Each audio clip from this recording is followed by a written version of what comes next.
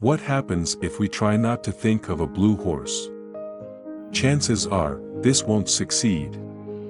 As soon as you try not to think of it, the blue horse immediately appears in your mind, and the more you try to remove it, the more it clings. The more you try not to think about it, the clearer the image of the blue horse becomes in your mind. This image is often used to illustrate the difficulty we face when trying to forcefully eliminate intrusive, unwanted thoughts. However, we can also view the image of the blue horse as a metaphor for how we deal with dissatisfaction in life. In this case, the blue horse represents our persistent dissatisfaction, which can manifest as negative emotions such as sadness, stress, anger, or boredom. Ironically, the more we try to lessen these dissatisfactions, the more dissatisfied we become. Could it be that this very tendency to invest so much in escaping dissatisfaction, in seeking happiness and contentment, is precisely why we are unable to be happy? This is the paradox of willpower, the foundation of the law of reversed effort, a concept that philosopher Alan Watts referred to as the backward law. The backward law suggests that the harder we try to pursue something, the more we achieve the opposite of what we truly desire and feel increasingly frustrated. Simply put, the harder we try, the less likely we are to succeed. On the contrary, when we stop trying, what we want comes to us. For instance, if we want to stop thinking about the blue horse, the paradoxical solution is to give up the struggle and allow the desire to get rid of it to fade away naturally. Instead of trying to forcefully remove the blue horse from our thoughts, we let it dissolve on its own by no longer paying attention to it. In this way, the urge and tension of having to stop thinking will gradually diminish. So, how does this backward law work in practice? How can we get what we want by not trying to get it? This video will explore the paradoxical nature of the backward law, as well as the root causes of continuous dissatisfaction in life, and how we can liberate ourselves from it. The idea of obtaining what we desire without striving for it may seem illogical and unrealistic, especially in a world where we are accustomed to effort and struggle to get what we want. Willpower is a practical and viable solution to achieving goals in the material world. For example, if we want to become rich, in terms of money, we must put in the effort to accumulate a certain amount of wealth to reach the state we consider rich. If we want to complete a marathon, we need to train and build our stamina to the point where we can finish the long distance. However, the backward law is not concerned with material achievements. In fact, it transcends them. The law is about obtaining what we deeply and truly want from within. It is the shortcut to the holy grail of life, the thing we are all searching for, the ultimate pursuit. But what exactly is it? Is it wealth? Is it love? Is it friendship? Is it a long and healthy life? While these things may bring joy, they are merely temporary substitutes for the real thing. They are the things we believe will help us attain what we truly seek. But as the backward law clearly shows, the more we chase, the less we get.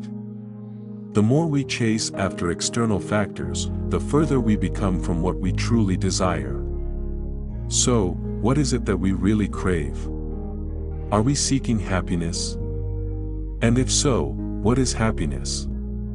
Is it something we obtain through love and material possessions?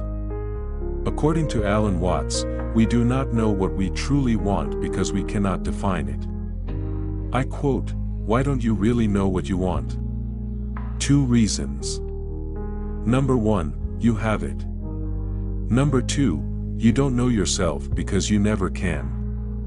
The Godhead is never an object of its own knowledge, just as a knife doesn't cut itself, fire doesn't burn itself, and light doesn't illuminate itself. End quote. Could it be that what we seek is obscured by the very act of searching for it? And that we are seeking something we cannot define? But if this is true, why do we keep searching? The human dilemma is a collective illusion that tells us that obtaining external things or changing external circumstances, from possessions to money, from altering our body to changing our surroundings, will release us from our sense of lack. The backward law shows us the opposite. We feel lacking because we are discontent with our current situation. The greater our discontent, the more we suffer. The more change we need to feel content, the less content we are. Imagine you set yourself a goal to become a millionaire, believing this will make you happy. Setting such a goal not only requires tremendous effort to achieve contentment, but it also means that being far from the goal makes you unhappy because you realize how inadequate you are compared to where you want to be. Or, as best-selling author Mark Manson put it, pursuing something only reinforces the fact that you lack it in the first place. End quote. The more you desperately want to be rich, the poorer and less worthy you feel, regardless of how much money you actually make. If you raise the amount of money necessary to be happy, your sense of inadequacy will increase, and as a result, you will feel more miserable. But if you lower the threshold, your sense of inadequacy decreases, as the goalpost is now much closer to where you are. However, we often choose to set the bar very high, far beyond our current position, and this only deepens and prolongs our sense of inadequacy. Human nature tends to always want more in an attempt to alleviate discomfort, but it is precisely this pursuit that perpetuates our dissatisfaction. This may sound illogical, but according to philosopher Arthur Schopenhauer, it makes perfect sense.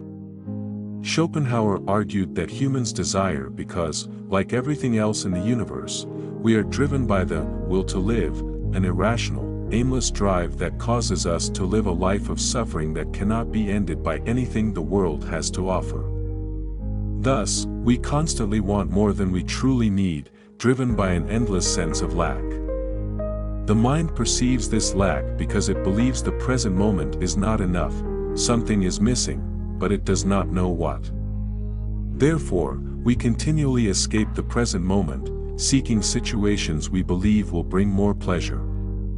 But when we achieve those situations, we find ourselves back in the same state of dissatisfaction that we tried to escape.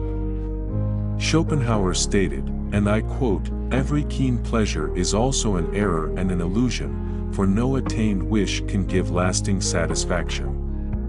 End quote. According to Schopenhauer, it is the will that causes us to desire, it is the will that drives us to seek. But following the will never satisfies us because the will itself is the very thing preventing us from getting what we want. Schopenhauer argued that the only way to be truly content is to negate the will, which leads to a blissful, empty state, free from striving. In other words, stop trying to get it, and you'll have it. Lao Tzu does not store up things, and therefore he has plenty. He appears lonely, but he has a multitude around him. In his conduct, he is easy and leisurely, and wastes nothing. He does nothing, yet laughs at the clever and the ingenious. All men seek happiness, but he feels complete in his imperfect condition. End quote. Accept imperfection, and you will feel perfect. Accept loneliness, and you will feel content alone. Try to be perfect, and you will feel imperfect. Try not to be lonely, and you will feel more miserable by yourself. Accepting a negative experience is a positive experience. But fighting a negative experience means that you suffer twice. When you try to stay afloat on the water, you sink, but when you try to sink, you float, Alan Watts said. Similarly, when you try to sleep, the effort will keep you awake. Only when you stop trying will you fall asleep. And when you try to hold your breath, you will lose it. But when you let go, your breath continues naturally.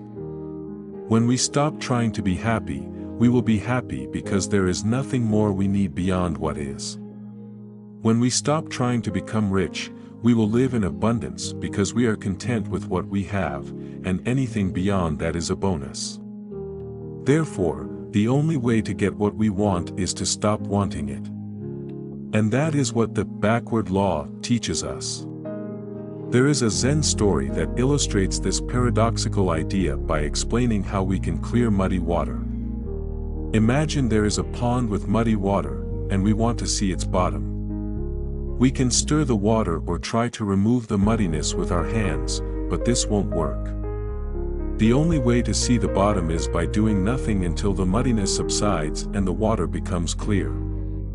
The muddiness represents our desires, thoughts, and dissatisfaction. The stirring of the water and attempts to remove the muddiness represent our grasping for happiness. Seeing the bottom represents contentment, which only happens when we leave the water alone and let the muddiness settle by itself. Thus, stop trying to get it, and you'll have it. Being aware of the backward law doesn't mean we should never set goals, have ambitions, or pursue change. There are likely countless reasons why we should strive for change and not accept the status quo. However, the backward law teaches us not to be fooled by the idea that the pursuit of happiness leads to happiness. It's quite the opposite.